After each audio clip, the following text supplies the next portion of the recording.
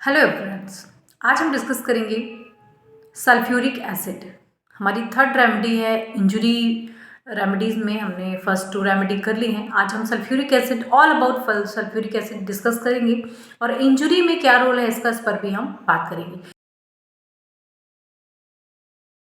Basically अगर sulphuric acid की बात की जाए तो जो ओल्ड ड्रंकार्ड पेशेंट हैं, ओल्ड एज पेशेंट्स हैं, उनमें इसका बहुत अच्छा एक्शन है। और जिन्हें हिस्ट्री है मैकेनिकल इंजरी की, कोई ब्लंट इंजरी हुई, कोई हैवी ऑब्जेक्ट की हिस्ट्री जो फॉल हुआ और उसके बाद जो पार्ट है, बॉडी पार्ट है, वो पूरा टर्न ब्लू, पूरा नीला पड़ गया and after some time the part become gangrenous, पूरा गैंग्रीन हो गया। वहाँ पर पूरा जो ब्लड सप्लाई था वो हैम्पर हुआ ब्लड इंजरी की वजह से, वो पार्ट पूरा डेड होने लगा, सिकेट्रिसेस हो जाते हैं, फाइब्रोसिस होने लगती है, काइमोसिस हो जाती है और उसी की वजह से कई बार वो जो पार्ट है पूरा गैंग्रीनस हो जाता है। स्पेशली आपको अगर ये ओल्ड एज में मिलता है तो this is a wonderful symptom of this remedy.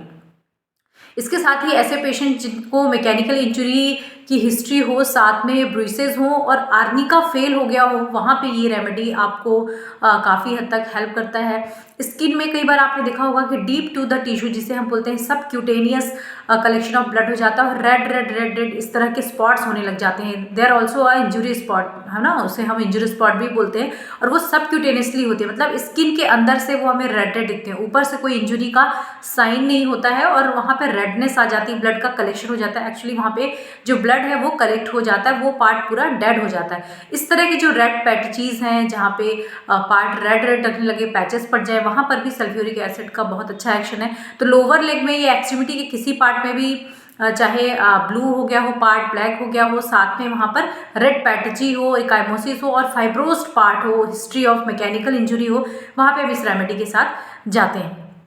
Old drunkard patient की हमने बात करी थी, तो ऐसे पेशेंट जिनको हिस्ट्री रही हो क्रॉनिक ड्रिंक की, फैमिली हिस्ट्री हो, साथ में वो खुद भी बहुत ज़्यादा ड्रिंक करते हो, तो उन्हें हार्ट ब्रश का प्रॉब्लम होने लग जाए, बहुत ज़्यादा पूरा जो हमारा इसोफेगस है, हमारा फूड पाइप है, उसमें सीवियर बर्निंग सेंसेशन रहे और पेशेंट जैसे ही ड्रिंक करता है, कोई पानी, नॉर्मल पानी, वाटर लेता है, पूरा उसको कोल्ड सेंसेशन रहता है स्टमक में टिल जब तक कि वो मिक्स ना हो जाए अल्कोहल या लिकर के साथ। तो they are very use to take very addicted to take alcohol to neutralise their acid, है ना। इस तरह से क्रॉनिक हिस्ट्री रही, बार बार उन्होंने अल्कोहल का सेवन किया, तो अब उनके अंदर जो रिफ्लेक्स एसिड का बहुत ज़्यादा है और उस एसिड के रिफ्लेक्स को भी कंट्रोल करने के लिए वो अल्कोहल लेते हैं और उसकी वजह से उन्हें वाटर ब्रश और इस तरह से एसिडिटी एंड बहुत ज़्यादा बर्निंग सेंसेशन फूड पाइप में रहता है।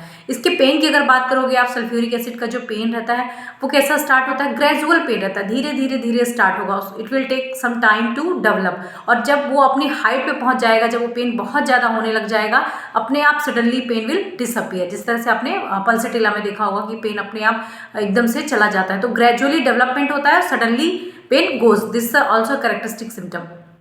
साथ में पेशेंट जो ओल्ड एज के हैं या क्रॉनिक डिसीज से सफ़र कर रहे हैं, उनमें अगर ट्रेम्बलिंग की फीलिंग आए, डॉक्टर साहब शरीर पूरा कांपता है but there is no actual trembling, कोई भी बॉडी पार्ट में कोई भी वाइब्रेशंस नहीं है, there is no trembling, but patient is complaining कि मुझे इंटरनल ट्रेम्बलिंग लगती है, जब मैं वॉक करता हूँ, जब मैं कुछ एक्टिविटी करता हूँ तो आई फील ट्रेम्बल की ताकत ही नहीं है। So this is also very important symptom.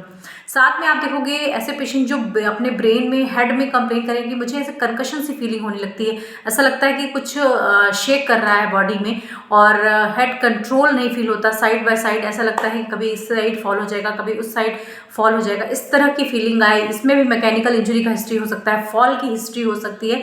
तो साथ में इस तरह का अगर कोई हिस्ट्री मिल रहा हो तो you can surely prescribe sulphuric acid, this a wonderful prescription of homeopathy. और इस रेमेडी को बिल्कुल भी इंजरी में भूलने का नहीं है, क्योंकि हम ग्रुप ऑफ रेमेडीज़ को जब हम याद करते हैं तो हमें ये नहीं पता होता कि जो ओल्ड मैकेनिकल इंजरीज होती हैं, जो क्रॉनिक हो चुकी होती है, वहाँ पे कौन सी रेमेडी काम करेगी, है ना। तो साथ में जब हम एक्यूट केसेस को ओपन अप करते हैं या हम एक्यूट केसेस के साथ हम हिस्ट्री लेकर के चलते हैं, तो इसी तरह से हमें क्रॉनिक केसेस में भी हिस्ट्री पता होना चाहिए, कौन सी हमारी रेमेडी है जो हमें इस तरह से हेल्प कर सकती है। So this is all about sulphuric acid today. Thank you so much for watching. अगर मेरे एक्सप्लेनेशन अबाउट रेमेडी आपको पसंद आते हैं फ्रेंड्स, तो आप मुझे कमेंट करके ज़रूर बताइएगा एंड मेरे चैनल को लाइक करें, शेयर करें, सब्सक्राइब।